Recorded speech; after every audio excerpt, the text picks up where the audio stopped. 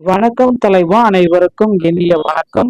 பயிர்க்கடன் தள்ளுபடி, மீண்டும் இந்த பயிர்க்கடன் திருத்தப்பட்ட தள்ளுபடியை வழங்கணும் அப்படின்ட்டு கோரிக்கைகள் வச்சிருக்காங்க. முடிந்தா இழப்பீடு தரணும் அப்படின்ற மாதிரி எல்லாமே கொடுத்துருக்காங்க. பயிர்க்கடன் தள்ளுபடியில விவசாயி விரக்தியில சரி சாவும் அடைஞ்சிருக்காங்க, மரணம் அடைஞ்சிருக்காங்க.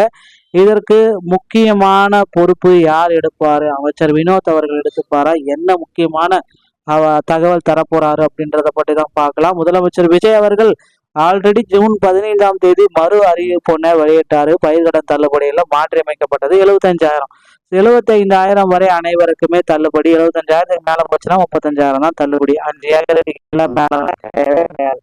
இந்த மாதிரி ஒரு தள்ளுபடி அறிவிப்பை கொடுத்ததுனால விரக்தியில அவர் 85,000 வாங்கின கடனை கட்ட முடியாம போனதுனால இப்போ பாத்தீங்கன்னா ஒரு விவசாயி பாத்தீங்கன்னா இல்லாம போட்டாரு. 25 லட்சம் இழப்பீடு வழங்க வேண்டும் என வலியுறுத்திருக்காங்க. பாமக தலைவர் அன்புமணி அவர்கள் இதற்கு மாற்றாக குறிப்பிட்டே சொல்லியிருக்காரு.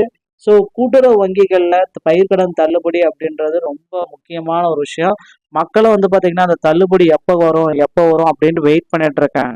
இந்த டைம்ல பாத்தீங்கன்னா கூட்டுறவு வங்கிகள் விவசாயிகள் வாங்கிய பயிர்க்கடன் முழுமையாக தள்ளுபடி செய்யப்படாத ஏற்பட்ட மன உளைச்சலில் நாகை மாவட்டம் தலைஞாயிறு அடுத்த பிரிஞ்சிமுனை கிராமத்தை சேர்ந்த சோமசுந்தரம் என்ற விவசாயி உயிரிழந்தார். சோமசுந்தரத்தை இறந்து வாரம் அவரோட குடும்பத்திற்கு ஆழ்ந்த இரங்கலையும் அனுதாபத்தையும் தெரிவித்துக் கொள்கிறேன் அப்படின்றதையும் குறிப்பிட்டாரு. சிறு மற்றும் குறு விவசாயியான சோமசுந்தரம் அங்குள்ள கூட்டுறவு வங்கிகளை தமது நிலத்தை அடகு வைத்து 85,000 கடன் வாங்கியிருந்தார்.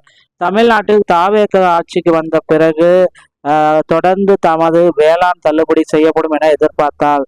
ஆனால் 2 முறை கடன் அறிவிப்பு வெளியிட்ட போதிலும் 75,000 வரையிலான கடன்கள் மட்டுமே தள்ளுபடி செய்யப்பட்டன.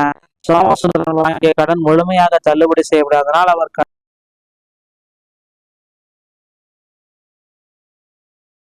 ஆனா இதுல எந்த அளவுக்கு உண்மை எந்த அளவுக்கு பொய்ன்றது இன்னமும் பாத்தீங்கன்னா ஒரு கிளாரிட்டியான ஒரு அப்டேட் கிடைக்கல. இருந்தாலும் நமக்கு கிடைக்க அந்த தோராயமான அப்டேட் நியூஸ்ல கிடைச்ச அப்டேட்டை தான் நாம இப்ப சொல்றோம். ஸோ கண்டிப்பா விவசாயத்துறைக்கு முதலமைச்சர் விஜய் அவர்கள் ஒரு பெரிய நல்லது செய்ய காத்திருக்காரு. அது என்ன நல்லது அப்படின்னா 5 ஏக்கருக்கு உள்ள எவ்வளவு கடன் வாங்கியிருந்தாலும் அந்த கடன் முழுமையா தள்ளுபடி செய்யப்படும். நீங்க 4,50,000 லட்ச ரூபா கடன் வாங்கியிருந்தா கூட அந்த 4,50,000 லட்ச ரூபா 5 ஏக்கருக்குள்ள நீங்க வாங்கினீங்கன்னா அந்த கடன் தள்ளுபடி செய்யப்படும். இதற்கான அரசாணை இந்த ஜூலை 15ஆம் தேதி வெளியாகலாம் அப்படின்றது எதிர்பார்க்கப்படுகிறது. அதே போல எவ்வளவு பேர் தள்ளுபடி ஆக ரெடியா இருக்காங்க அப்படின்ற பட்டியலை முதலமைச்சர் விஜய் கேட்டு அறிஞ்சிருக்காரு. சரி, எத்தனை பேருக்கு தள்ளுபடி கொடுக்கலாம்?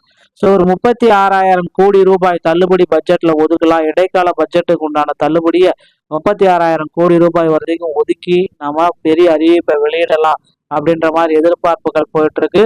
ஸோ கண்டிப்பா தள்ளுபடி பயிர்க்கடன் தள்ளுபடியில ஒரு மிகப்பெரிய மாற்றத்தை நம்ம எதிர்பார்க்கலாம். அந்த மாற்றம் எப்படி இருக்கும் அப்படின்னா எல்லோருக்குமே பாத்தீங்கன்னா பயனுள்ளதா இருக்கும் அப்படின்றத நம்பலாங்க. ஸோ பயிர்க்கடன் தள்ளுபடியை குறித்த அடுத்தடுத்த தகவல்கள் அனைத்துமே பிரத்யோகமா நம்ம சேனல்ல உங்களுக்கு வந்து கொண்டேதாக இருக்கும். முதற்கட்டமா ஒரு பட்டியல் வெளியிட்டிருக்காங்க, 2ஆம் கட்டமா வெளியிட்டிருக்காங்க, 3ஆம் கட்ட பட்டியலுக்காக மக்கள் வெயிட் பண்ணிட்டு இருக்காங்க. ஸோ இந்த வார இறுதி இந்த ஜூலை 10ஆம் தேதிக்குள்ளார இல்லைன்னா 12ஆம் தேதிக்குள்ளார 3ஆம் கட்ட பட்டியல் வெளியாகிடும். அதில் எவ்வளோ பேர் தள்ளுபடி பெறுறாங்க அப்படின்றத நீங்கள் செக் பண்ணிக்கலாங்க. நண்பர்களே, இந்த ஒரு வீடியோ பதிவும் இதை பற்றி தான் உங்களுக்கு தெளிவாக விளக்கியிருக்கும் அப்படின்னு நம்ம நம்பலாம். ஸோ பயிர்க்கடன் தள்ளுபடிக்காக உங்கள் அருகாமையில் இருக்கிற கூட்டுறவு வங்கி கிளையை நீங்கள் செக் பண்ணிக்கோங்க. வீடியோ பிடிச்சிருந்தா நீங்கள் நம்முடைய சேனலோட இணைஞ்சிருங்க. நன்றி, வணக்கம்.